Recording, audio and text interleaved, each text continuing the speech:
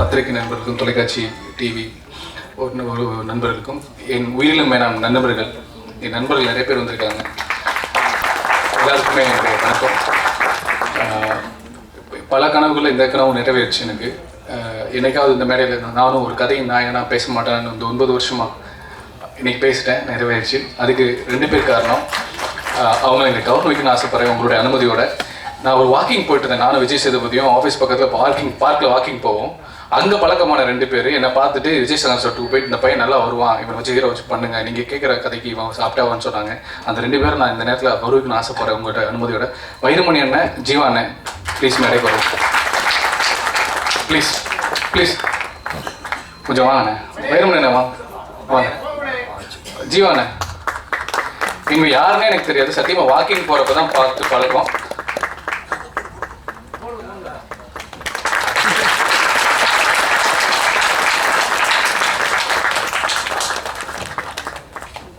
இனிமேல் நாளையிலேருந்து நானும் வாக்கிங் போகலான்னு நினைக்கிறேன். ஜீவாண்ணே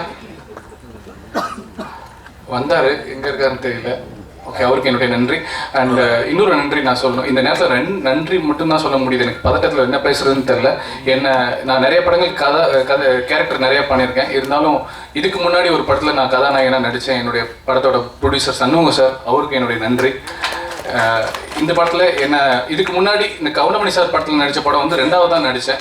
ஒரு கணக்கு போல தான் ஃபஸ்ட்டு. அந்த செல்வகுமார் சாருக்கும் என்னுடைய மனமார்ந்த நன்றி. இந்த படத்தில் எனக்கு க்ளோஸ் டு ஹார்ட். இது வரைக்கும் சுந்தரபாண்டியன் தான் எனக்கு எப்போவுமே எங்கே போனாலும் சுந்தரபாண்டியன் சௌந்தரராஜன் தான் சொல்லுவாங்க. இந்த படத்தில் நடிக்கிறதுக்கும் ஒரு காரணம் என்னென்னா ஃப்ரெண்ட்ஷிப் சொந்தமாக இருக்கிறனால எனக்கு ரொம்ப க்ளோஸ் டு ஹார்ட்டாக இருக்குது இந்த படம். நம்புகிறேன். நிறைய நியூஸ் எனக்கு ஒன்று தெரியல, என்னன்னு தெரியல. இந்த படம் வந்து எப்படின்னா, கார்த்திக் சொன்ன மாதிரி நம்ம சொல்லக்கூடாது, நீங்கள் தான் சொல்லணும் இந்த படத்தை பார்த்து. இருந்தாலும் ஒரு சில விஷயங்கள் நான் அந்த படத்தில் நான் அனுபவிச்சதை சொல்கிறேன். ஒரு 3 பேருக்குள்ள ஒரு பாச போராட்டம், 2 நண்பர்களான ஒரு உறவு, இதெல்லாம் கடந்து எப்படி வாழ்கிறாங்க, ஒருத்தருக்கு எப்படி விட்டு கொடுத்து புரிஞ்சுட்டு வாழ்கிறாங்கன்றத ஒரு சிக்கலான ஒரு விஷயத்த சொல்லியிருக்காரு டைரக்டர். அது உளவியல் சார்ந்த ஒரு படம். என்னால் சத்தியமாக நடிக்க முடியல இந்த படத்தில். உண்மையை சொல்லணும்னா என்னால் நடிக்க முடியல. நான் அனுபவம் கிடையாது. ரொம்ப ஒரு சாதாரண ஒரு நடிகர். அந்த கதாபாத்திரம் நடிக்க அவ்வளோ கஷ்டப்பட்டேன். டைரக்டருக்கு எனக்கு நிறைய சண்டை வந்துச்சு. 3வது நாள் வந்து சார் நடிப்பானா என்னன்னு வைரமணி என்னை கூப்பிட்டு சொல்லிட்டாரு.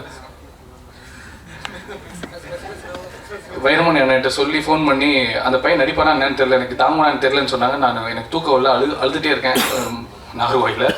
அப்போ அவர்கிட்ட சொன்னேன், நான் நடிப்பேனே, நான் கண்டிப்பாக நடிப்பேனே.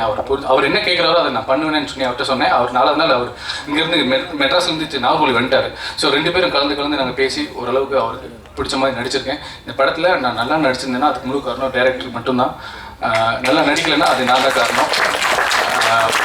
இது வந்து இந்த படம் இந்த நம்ம அபூர்வ ராகங்கள் ரஜினி சார் படம் மாதிரி ஒரு காதல் தேசம், ஒரு 3 பேருக்கான ஒரு உறவு, ஒரு நட்பு சம்மந்தப்பட்ட படம். எங்கள் ராமகிருஷ்ணன் சார் கூட உண்மையிலே ஒரு பெரிய சீனியர். அவரோட ஒர்க் பண்ணும்போது எனக்கு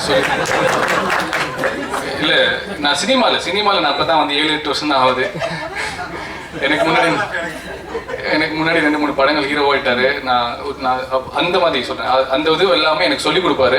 அந்த பொண்ணு அமலா உண்மையிலே தூக்கி சாப்பிட்டு போயிட்டாங்க. எங்கள் 2 பேர்த்தையுமே தூக்கி சாப்பிட்டு போயிட்டாங்க. அந்த அளவுக்கு நடிச்சிருக்காங்க. சந்தோஷம். இந்த படம் நல்லா வெற்றி அடையணும். நன்றி, வணக்கம். சப்போர்ட் பண்ணுங்க.